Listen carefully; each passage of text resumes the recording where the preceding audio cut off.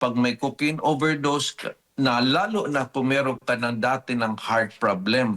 Dahil ang unang effect niyan ay tataas yung blood pressure. So kung tataas ang blood pressure ng isang pasyente, pwedeng pumutok ang ugat sa utak. So stroke ang labas nun. Pwede ding magkaroon ka ng immediate heart attack dahil nga magkaroon ka ng atrial fibrillation na yung iyong heartbeat ay hindi na coordinated yung iyong pagpitik ng iyong puso dahil nga sa effect ng ng drug na ito. And then pwede ka rin pong magkaroon ng mataas na fever na kahit wala kang lagnat sana, nagkalagnat ka tuloy dahil lang sa overdose ng cocaine na sobrang init ng katawan mo, pwede pong magkaroon ng multi-organ failure. At meron silang tinatawag na excited delirium syndrome na dahil sa sobra mong panic dahil effect ng itong drugs na ito, after nung iyong hyper, bigla kang babagsak at mamatay. So ganun po kadelikado ito. So importante dito ang tumawag kaagad sa ospital. Babala po kasi ang Department of Health laban po sa sakit na filariasis, ano? Isang microscopic ba ito na bulate na naipapasa daw sa tao sa pamamagitan ng kagat ng lamok. At siyempre, speaking of lamok, ngayon, panahon ng tag-ulan at inaasahan natin pagdami ng pamumugaran ng mga lamok do. Kaya napaka mahalagang usapin ito para sa lahat ng ating mga kababayan. Dok, ano ho ba itong pwede ho ba ninyong maipaliwanag pa? Ma-educate ang ating mga kababayan tungkol nga po dito sa sakit na filariasis. Yes, itong filariasis, under pa rin ito sa parang mga parasites or yung tinatawag nating bulate. So ang pagkaalam kasi natin pag sinabing bulate, parang yung lang sa maduming pagkain. Pero ito hindi po, dala po ito ng lamok, no? Para ding dengue. Kahit yung dengue na lamok, yung tinatawag nating Aedes aegypti, or yung mga lamok na nangangagat kahit sa gabi. Kasi ang alam natin sa dengue, morning or afternoon biters yun. Hindi lang yun ang lamok na nagkikerry na ito, ibang klaseng lamok din. So pwedeng nilang nakukuha ng lamok ito sa tao din. Kasi yun yung cycle niya eh. Sa tao din niya nakuha, sa dugo ng tao, tapos nakikerry niya, tapos na pagkagat niya, napasa naman niya sa iyo. So yun, maliit pa yun. Hindi pa siya, kaya pa ng lamok kargahin yung larva na yon. Tapos pag pumasok sa dugo ng tao, pupunta siya doon sa yung lymphatic system. So doon siya malalaki na siya na maging bulate siya na pwedeng magkaroon ng mga komplikasyon. So ganun po ang kanyang life cycle. Opo, opo. Pero mas nakamamatay ho ba itong sakit na ito kumpara sa dengue? Hindi po. In comparison sa dengue, pag ikaw ay nakagat after 1 week, pwede ka nang lagnatin and pwede na maging severe ang buhay within 1 week's time. So ganun kabilis ang dengue fever. Itong filariasis po, pwedeng nasa katawan mo to ng 1 taon, 2 taon na walang simptomas na lumalabas.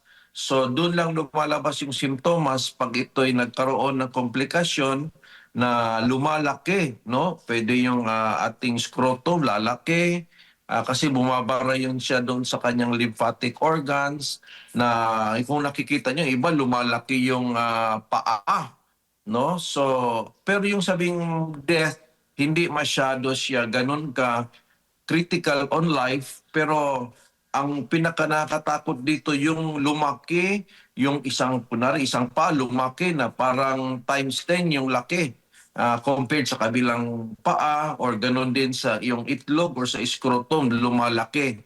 So doon po ang complication niya. Yes, of course, may mga possible na nakakamatay din dahil nga siyempre yung ibang parte ng katawan maapektuhan din. Pero in comparison po sa dengue, malayo po yung kanyang level na siya nakakamatay. Opo, sa mga taong nakakagat po nito, madalas mga kabataan ho ba? Ano ba yung mga age bracket po na madalas po na biktima po nito? Well, wala namang pinipili na itong filariasis sa mga edad. Siyempre, yun lang mas exposed ang natatamaan, lalo na yung nasa labas. Siyempre, mas makakagat ka ng lamok. Pero on the good news po, hindi po siya ganun yung bang obvious yung dami ng mga pasyenteng nakikita natin. Kasi number one, pwede ngang nandyan lang sa katawan mo yung ano na yon, yung filarian na yon nasa iyong katawan pero walang simptomas.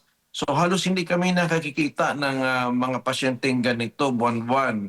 In comparison sa dengue, halos everyday may nakikita po tayo.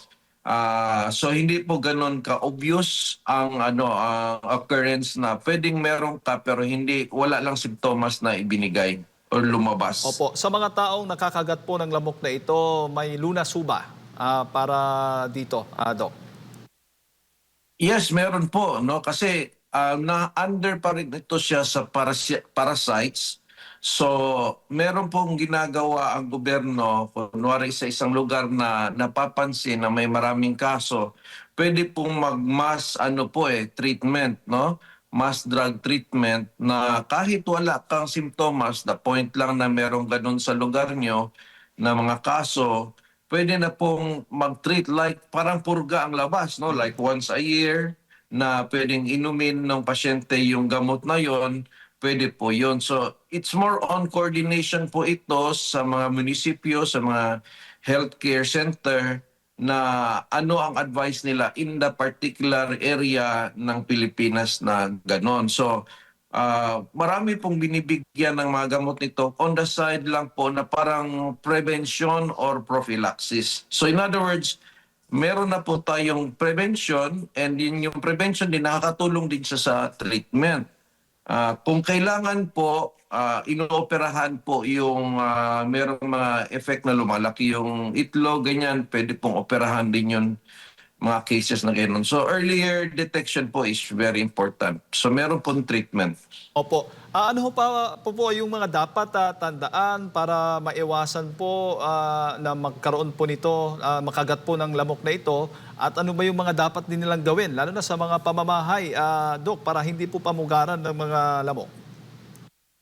Totoo po yan, no? Prevention is still better than cure. Talagang itong lamok, ang dami talagang dala itong mga sakit. So actually, mas naiisip natin ang dengue nga no? So kung kasi ang dengue, mas delikado siya. So kung isipin yung paano ma-prevent ang dengue, mapiprevent nyo din po ang filariasis. So one is dapat yung mga tubig na nakastandby sa bahay nyo, ibuhos nyo po kahit yung mga flower base. Mas maganda, plastic na lang yung ating tanim sa bahay para po hindi po bahayan yung tubig ng nasa flower base. The same way, yung mga tubig sa kutsarita, pagka siyempre init tubig ko, alam niyo, binubuhusan niyo ng init tubig yun, ibuhos niyo din after, huwag niyo i-standby yung tubig. Kasi pwedeng pagbahayin yun. So any tubig, kahit yung tubig sa mga gulong na nakaitenga sa bahay, pwedeng bahayan ng lamok yun. Pwede po kayo maglagay din ng insect repellent, lalo na kung masyadong kalapitin masyado sa lamok, mas maganda po meron pang insect repellent everyday. Marami naman pong available na ganyan. And of course, yung mga screening nyo sa bahay, mas maganda po para hindi pasukan ng lamok. And yung mga basura, mas maganda pong walang mga basura dahil dyan din po ang mga tubig na nakatenga. So, mag-cleaning po kayo sa DOH is 4 o'clock habit. Diyan po yung nagki-cleaning tayo sa bahay. So if you think of dengue na prevention about sa lamok, natutulungan nyo na din po ang prevention ng filariasis. Opo, bago ko lang ipasa kay partner Admar, Doc, bukod po sa dengue at filariasis, mayroon pa po bang iba pang mga sakit na nagmumula sa kagat ng lamok? Marami talaga ang mga sakit na dala ng lamok, no? Yun lang dengue at filariasis yung medyo napapag-usapan, pero malaria is galing din sa lamok, meron pa yung tinatawag na chikungunya, at marami pang mga sakit na dahil sa lamok. So mas highlighted lang talaga ang dengue dahil pwedeng within 1 week's time, grabe na kaagad. Opo, Doc, maayong buntag si Admar po ito. Bilang pediatrician ngayong panahon po ng tag-ulan, meron nga tayong bagyong Krising ngayon Tapos meron pang existing na habagat. Alam ko dyan sa Davao talagang panahon ng habagat, alam natin yung epekto talaga, no? Pero ano po yung common na sakit na nakukuha po or nahawa ba sa mga bata po sa mga ganitong panahon na maaaring dapat na pagtuunan ng pansin ng mga magulang? Yes, Mar. Marami talagang sakit pag may ulan. Ngayon, may debate talaga kung dahil ba nabasa ka ng ulan, yun ang rason ba ng sakit, no? Pero kung basahin natin ang libro or mag-research tayo, ang dala talaga ng sakit sa panahon ng ulan ay kapwa-tao lang din. Dahil nga, for example, may ulan sa labas, tayo po ay nasa loob lang ng building kasi nag-aantay tayo ng like taxi natin. So ang ending, mas maraming tao sa isang lugar na kulob, mas madaling hawahan. Kasi ayaw nga nating mag-spread out kasi nga umuulan. So pag may hatching, may umubo na isa, yung virus or bacteria na yon mas madali mong malanghap, so mas madali kang magkasakit. In comparison po sa panahon na walang ulan, nakaspread out tayo So mas less ang chance. Ngayon, mas madali ka pong mahawa pag ikaw po'y puyat, kulang sa tulog, undernourished, so yung mga kulang sa bakuna, yun yung mas madaling nagkakasakit sa panahon ngayon. Kasi maraming virus, maraming bakterya. Ang mga lugar na kulob, pumupunta tayo doon. Even mga classroom, pwede po tayo makuha doon. So importante talaga na healthy ang mga bata kasi sometimes hindi talaga ma-avoid na malanghap natin yung mga sakit na yon. Opo. And meron bang ano po, sir? Ito kasi yung common na ginagawa ng mga kababayan natin, self-medication po, no? Lalo na sa teknolohiya ngayon, nanonood lang sila sa inyo pong mga mga videos kasi meron din mga tips at iba pang mga doktor na nagbibigay din ng tips. Gaano naman po kahalaga na hanggang doon lang? Baka hanggang doon lang kasi yung ibang mga kababayan natin makikinig lang sa inyo. So, bakit pa ako pupunta doon sa ospital? Napakamahal. Dito na lang ako manonood kasi libre lang. Kesa doon sa mismong magpakonsulta agad para makita yung kabuuan kung ano yung iniinda ng isang pasyente or ng isang individual po, Doc. Yes, totoo yan, Mar, no, na marami nang nanonood na lang, nagre-research na lang, walang mali po doon dahil nga nung mga bata pa tayo, hindi naman lahat pag nagkasakit, talagang hospital ka agad. Karamihan lang nga sa bahay lang, no? Mag-ano lang, suob lang, mag-inom lang ng paracetamol, pahinga lang muna, which is tama naman po yun, no? Dahil nga, kaya nga tayo, pag tayo'y may sakit, parang gusto nating humiga. Dahil natural yan, binigay ng Diyos yan na, magpahinga ka muna para mag-recover ka. Normal yon. Pero ito yung hina-highlight ko talaga. Kasi number one, ang dengue yan po yung pinakadelikado. Nalalaman natin na dengue is super tamlay in comparison sa ibang lagnat ng bata na yon. Pag sinabi niyong pag may lagnat siya, Dok, ang tamlay, tapos nawala na yung lagnat, ang tamlay pa rin. Yan ang particular sign ng dengue fever, na kahit nawala na yung lagnat, andyan pa rin yung katamlayan. Ang danger sa dengue fever, pag lumampas kayo ng 3 days at hindi pa kayo na-check ng doktor kasi maraming dengue na dapat talagang may dextrose kasi ang dengue is a dehydration disease na uubos yung tubig sa ugat. Pwedeng mawala kaagad ang blood pressure. Marami ding hindi alam na ang dengue kahit walang bleeding, pwedeng nakakamatay. Maraming namatay sa dengue, walang bleeding dahil lang nawala yung blood pressure. Maraming dengue din na walang rashes, nag-severe kaagad. So, in particular sa dengue, nagbibilang tayo ng araw. So, kunwari, Sunday, ang fever mo, ang 3 days mo is Wednesday. Pag Thursday mo pa napacheck up, medyo delikado na yon, na-late ka na. So, better earlier, like Wednesday or Tuesday, pwede ka magpa-check up. Lalo na kung nakita mo yung mga senyales na bakit sobrang tamlay ang bata. Kahit nawawala yung lagnat, matamlay pa rin. So, yun ang aking hina-highlight talaga. Pero kung sabihin mo, playful naman, Dok. Wala namang severe na upo. Most likely, flu ito, viral infection. Kahit paracetamol, tubig lang, tulog lang, okay lang. So, didi-distinguish natin yan sa dalawa, ordinary fever or something severe. So, yung katamlayan talaga is a big factor Of course, kung grabe yung ubo, hindi makatulog, that's another sign na possible pneumonia na ito. Hindi po lahat ng uubo nadadala lang ng tubig or pahinga, kailangan ng antibiotics din. So, mas better mapacheck ng early kasi kung kailangan ng antibiotics, less ang chance na ma-admit dahil hindi pa man siya severe. So, in other words, sa tanong na yun na pwede ba sa bahay, yes, pero obserbahan natin yung playfulness, tsaka yung tulog, tsaka yung kain.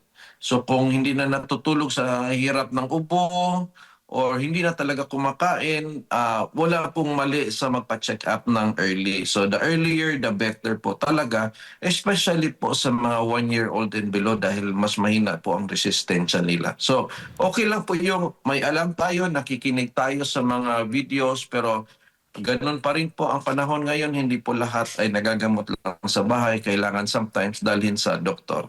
Meron naman daw pong tawa-tawa, Doc. Ang tanong ko lang po, yung itong mga alternatibo na klase po ng mga gamot po, safe po ba ito? Rekomendado po ba ito? Or pangtulong lang ba ito? Itong mga herbal na mga produkto, mga halamang gamot kung tawagin po, Doc?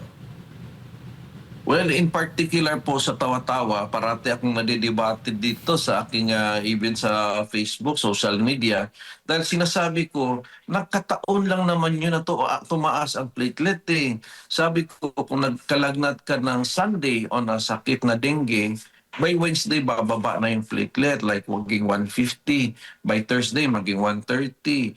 By Friday, 90 na. Ngayon, pagdating ng Saturday, would be 60 na ang platelet. Pagdating ng Saturday, Sunday ng gabi, paakyat na yan. Kasi on the 6th day, tataas na yung platelet ng isang dengue patient, lalo na kung na-hydrate siya ng mabuti. For example, na-dextrose siya.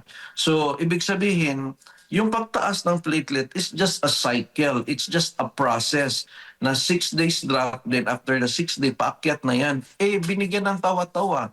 Lalo na nung pang-anim na araw. So tumaas nung platelet on the Sunday, sasabihin nila, effective naman Dok ang tawa-tawa dahil tumaas naman yung platelet eh. Sabi ko, kahit pa binigyan mo ng saging yan on the 6th day, binigyan mo ng apple yan on the 6th day, tataas talaga yan dahil well-hydrated yung pasyente na dextrose, maganda yung ihi.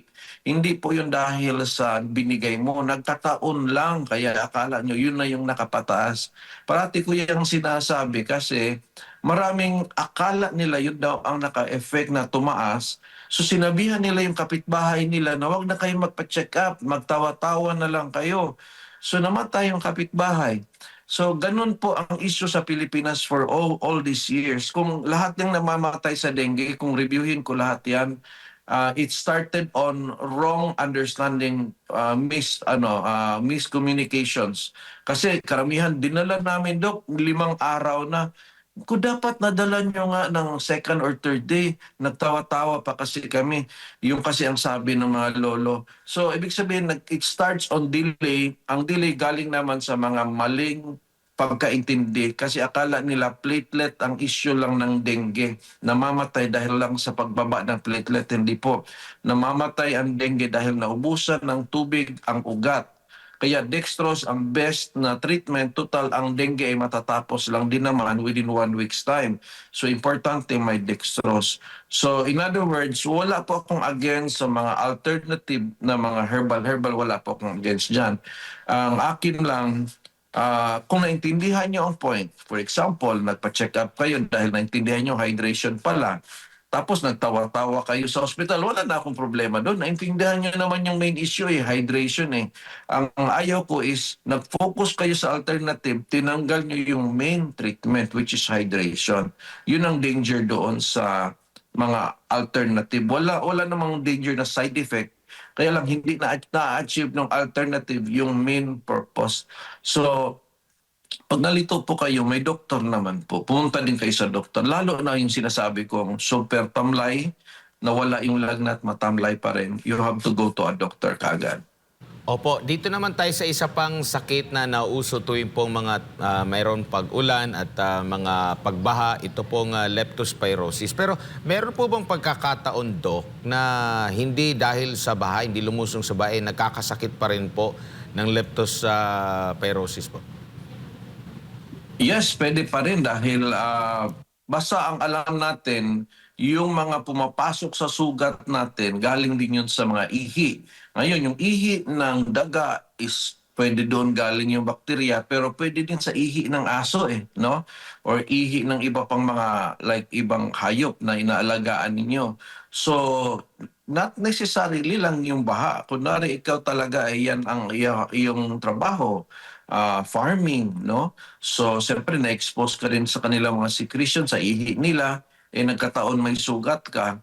So, yun, pwede ka pong ma-expose.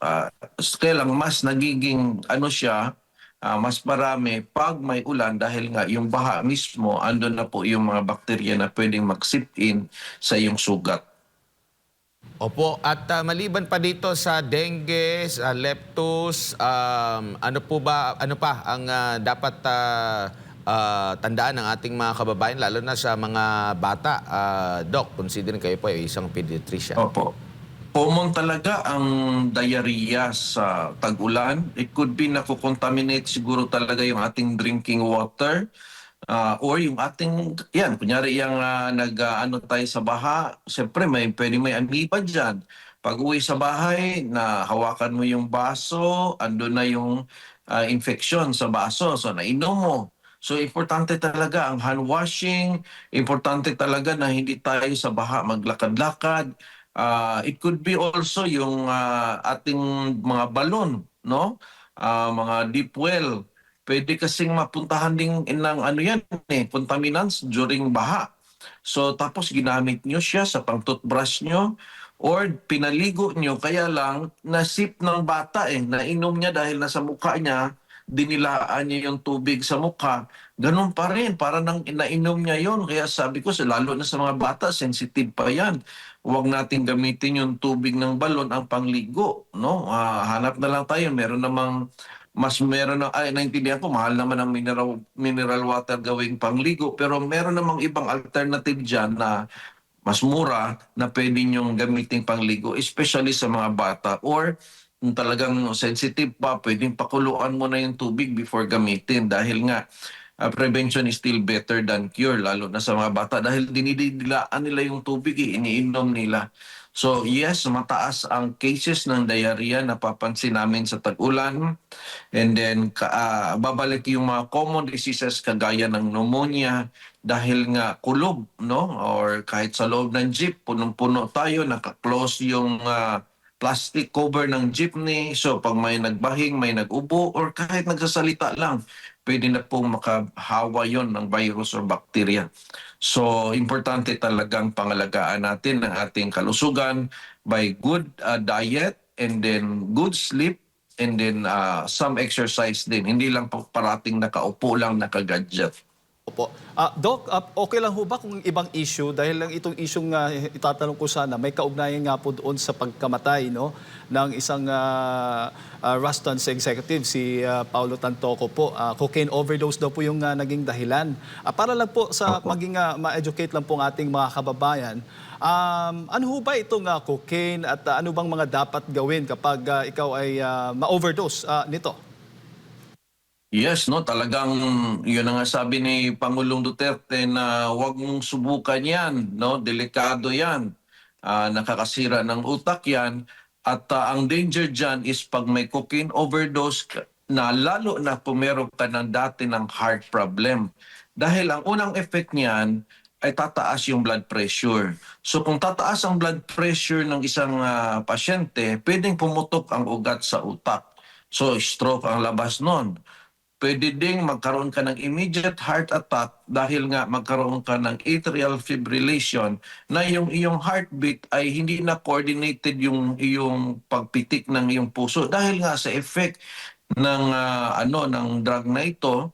And then pwede ka rin pong magkaroon ng mataas na na fever na kahit wala kang lagnat sana, nagkalagnat ka tuloy dahil lang sa overdose ng cocaine na sobrang init ng katawan mo, pwede pong magkaroon ng multi-organ failure. At meron silang tinatawag na excited delirium syndrome na dahil sa sobra mong panic dahil effect ng itong drugs na ito, after nung iyong hyper, bigla kang babagsak at mamatay. So ganun po kadelikado ito. So importante dito ang tumawag kaagad sa hospital. 911 dahil hindi natin kaya ito sa bahay. Kahit doktor ako, hindi ko pwedeng masolve lang yan. Pero ang pwede mo lang magawa sa pag-isang kasong ganito is ipahiga siyang naka-side view para kapag sumuka siya ay hindi siya mabilaukan. Tapos, siyempre kung check mo parati yung pulso, check mo ang breathing, kung talagang nawala yung blood pressure, immediate CPR while inaantay natin yung 911. So, importante talaga yung training natin sa mga CPR. Pwede po yan kahit kanino, pwede kayo mag-train. Pero kung hindi kayo marunong ng CPR, hindi nyo pwedeng gawin yan. So ang ending po na ang last na pwede po natin gawin is dahil umiinit yung katawan, pwede nyo punasan ng ice ang buong katawan para matulungan natin ang pagbaba ng lagnat ng isang pasyenteng may overdose sa cocaine while still again waiting for the 911 and listening to the advice ng 911 kasi hindi pwedeng tayo lang eh. Kailangan natin ng assistance as soon as possible. Pero papaano ho ba malalaman, Doc, na isang tao lulunga sa illegal na droga tulad nga ng cocaine at possible pa bang masakip yan ng maaga? Of course, as long as hindi pa overdose yung kasi marami naman gumagamit ng cocaine na hindi natin alam talaga dahil nga somehow alam nila yung limits nila sa paggamit ng cocaine. Pero meron pa ring long-term effect yan, no? Dahil merong effect sa utak yan na medyo mahina na po yung iyong meron pa nang tinatawag na brain fog, kumbaga. So in other words, hindi natin kaagad na-detect. Pero kung ikaw isang user, mas nagiging less na yung focus mo, hindi ka na masyado nakakaintindi sa ating mga discussion kung ganon. Pero dahil nga hindi pa overdose ang ginagawa mo, hindi pa on the death level ang mangyayari. Yung death or delikado talaga, yun yung nag-overdose. Like for example, nag-party sila, nakalimutan niya yung actual dose na na-limit niya, plus nahaluan pa ng alcohol drinking. Dahil pag nag-mix po ang cocaine tsaka alcohol, ang tawag po dyan ay coca-ethylene. So ang ending po, mas toxic yon. So yun, doon sila nagkakamali na pag nag-mix na yung ibang bisyo tsaka sa cocaine. So siyempre malalaman mo yon na dahil kung cocaine user ito, biglang natumba, so may idea ka na it could be nag-overdose ng cocaine and also you could check on kung meron ba mga powdery substance around, may idea ka na. So immediately you have to call 911 dahil that is already an emergency situation. Ayan. Doc, siguro huling mensahe na lang po ninyo para sa ating mga kababayan na nanonood po sa mga oras na ito. Yes, unang-una, salamat Mar sa inyong lahat dyan sa SMNI, sa inyong pag-interview. Andito lang po ako anytime. And of course, sa ating mga kababayan, invite ko po kayo sa aking page, Dr. Richard and Erica Mata page. Marami po tayong topics doon na pwede nyo matutunan, lalo na yung mga na-discuss natin dito. So ako po yung nagpapasalamat sa inyong lahat. So importante talaga na ang ating katawan ay ating pangalagaan, huwag tayo pumasok sa mga bisyo, huwag nating abusuhin ang ating katawan, and lahat under limitations lang po. And importante talaga ang ating tulog dahil yan din ang ating kinakalimutan dahil sa kabisi sa ating mga ginagawa at saka sa mga social media, nagiging kulang na ang tulog ng tayo, pati ng ating mga anak. So iyan ang ating parating baguhin dahil kung kulang ang tulog, humihina ang ating resistensya, mas madali tayong magkasakit, mas madali tayong ma-hospital. So yan po, prevention is still better than cure. So yun lang po, God bless sa inyo dyan sa lahat. Thank you, Doc, at mabuhay po kayo. Ayan po, mga kababayan, si Dr. Richard Tesoro Mata.